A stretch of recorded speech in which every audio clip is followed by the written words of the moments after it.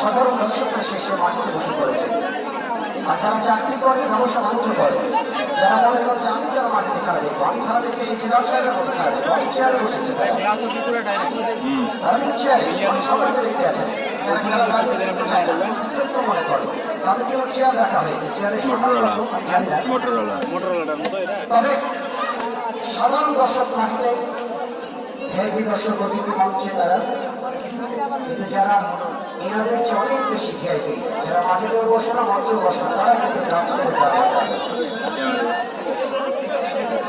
মানে পূর্ব দক্ষিণ দিকে থাকা রাজার তারেক আদম সন্তান। আবার গোল পোস্টের পূর্ব দিকে দেখেন আরো ভিআইপি টয়লেটের সাথে ভাইয়া সন্তান হালকা গেছে, ঠিক আছে, টয়লেটটা ভেঙে ফেলে দিতে পারছি।